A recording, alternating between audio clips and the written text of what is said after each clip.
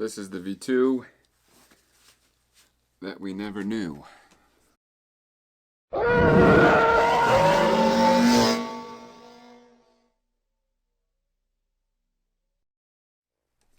Halliwax here, back in my basement. I got something special and a little different that I want to share with you guys tonight.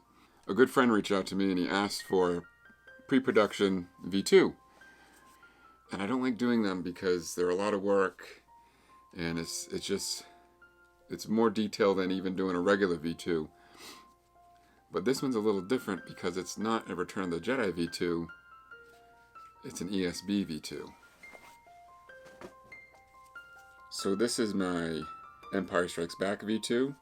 It was used as a shared stunt behind the scenes with Bob Anderson. Bob Anderson loves this thing. You see him use it a lot in rehearsal.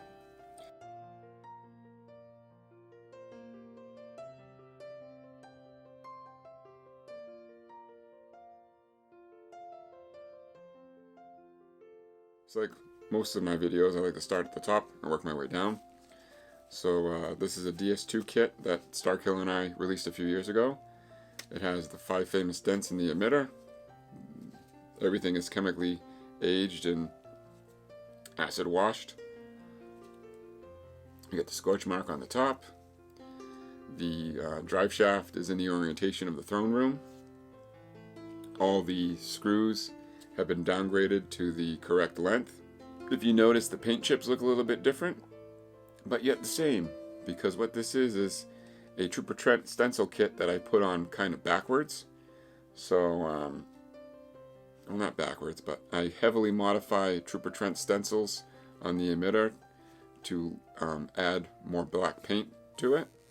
So when you take this V2 and you stand it beside a Return of the Jedi V2, you'll be able to tell where the chips are starting to appear. Every stencil I have customized myself, so it may look a little bit different, but yet the same. Like up here, this is all different now. I've added more paint. The ring section has tons of remnants of paint on it, and in between the rings I actually added some dust. That's real dust. Well, it's real Fuller's Earth in there, held in there with some hairspray. So I don't know if you'll be able to catch that on screen, but there's some dust in there. Chris sent me a clamp that I had to weather, which didn't really need much weathering because of its vintage finish. But we got the KLR scar on there and a bunch of the physical damage to the clamp. We have the Wanawanga Gen 2 long lever here that I disassemble and lightly weather now because in ESB the lever is in pretty damn good shape. If you look at the booster, there's much more paint than what you're used to seeing. These chips are not random. There's some pretty good reference out there, and I've incorporated those chips into this, and I've also incorporated Trent stencil into this. So what I mean by that is by putting these chips in, if you put Trent's stencil beside it, you're not going to be missing paint where it should be. It's like I said, these aren't random. These are all there on purpose and from reference. Ironically, we have more reference of this thing during production now than we do today. Moving down to the pommel, we have the DS2 D-ring here, the Nike swoosh in the milling circle, and a somewhat clean pommel because during filming you can, well, because during early filming you can see that the pommel is rather clean and smooth. So it must get damaged somewhere along the way in Return of the Jedi. But there's no mystery chunk. So we do know during the sandstorm scene in Return of the Jedi, the mystery chunk is missing. They haven't installed it yet. There is a clear shot of this thing. It's actually a video of Anderson swiping at Hamill, and you can, it'd be like this, the video, and you can see that the cone knob is actually installed in it during this time, which I don't understand why they would do that when it's primarily used as a background stunt. But it's there, the clear as day, you can see it in there. So I keep the cone knob in there, but the mystery chunk certainly is not in there. Fun fact, the mystery chunks are on set though, because we see Ivan Kirshner using the Willys boots on Dagobah. All the staff, the mic guys, the camera crew, all were running around there with the Willys boots on, so they had tons of mystery chunks underneath their toes. But for some reason, they didn't get added until Return of the Jedi. You also notice there's no clamp card. One, during ESB, there is no bubble stripper clamp card in there, but two, my buddy never sent me one, and he has one already at his house, so he said, don't bother installing it, because I have one at home. So I said, no problem. But realistically, as of right now, ESB, there is no clamp card or bubble strip. So he's not aware of this, but I 3D printed a ring, and I installed a 4mm magnet inside there. So if you look just right, you might be able to see the magnet in there. But with the vintage mystery chunk being steel, this now allows him to display it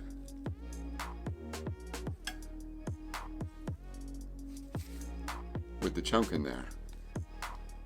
And this is a rare earth magnet, so it's not coming out of there. Didn't even move.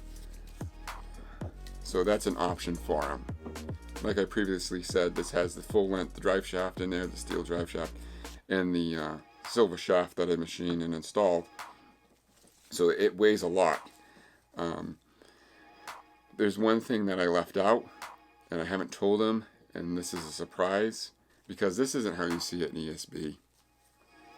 This is how you see it in ESB.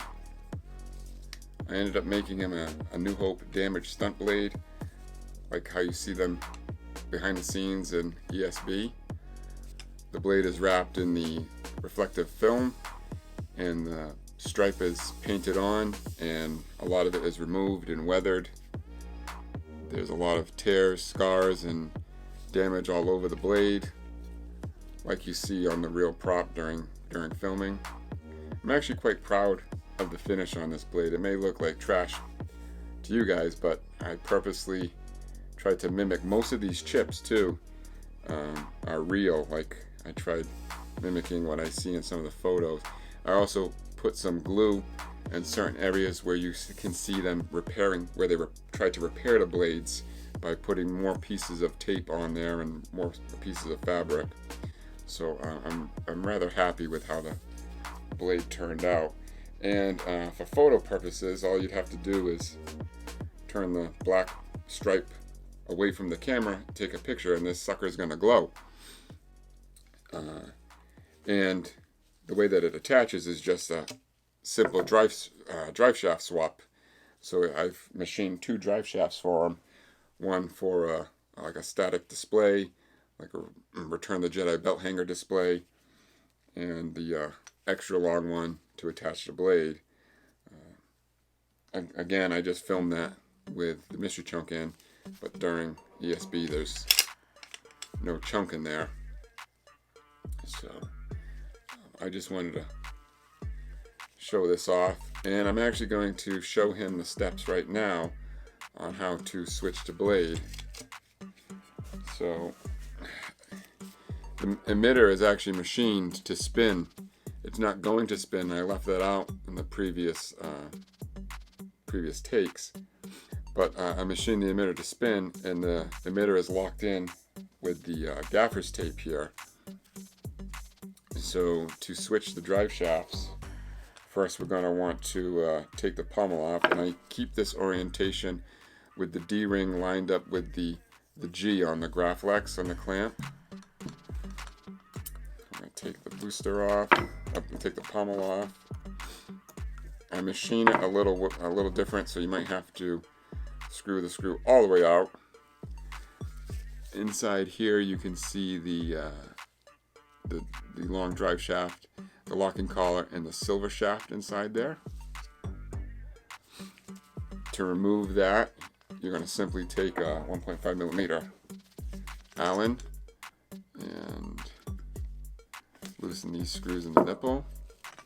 You can see that the drive shaft has fallen. Like so. And now we're just going to install the Return of the Jedi one. And the thing is now this emitter is held on with some gaffer's tape, so you have to be very careful. Gingerly slide this in.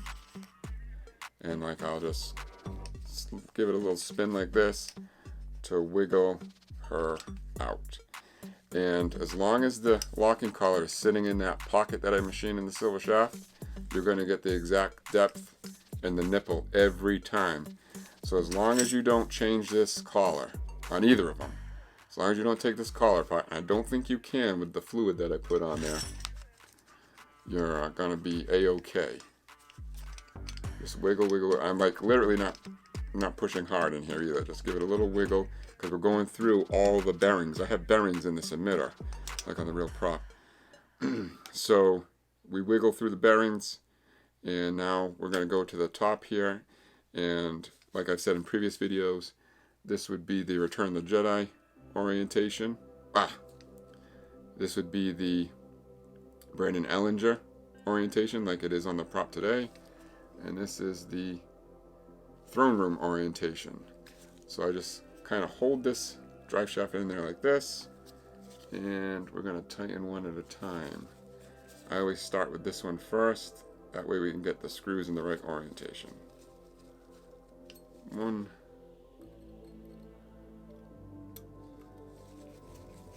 2. I hit a little baby rattle in there. Oh, and here's an example of the 3D printed ring in there that holds the magnet. It's nothing fancy. Just a little ring with a pocket in there for the magnet to sit in, and I glue. And then you can put the chunk in there.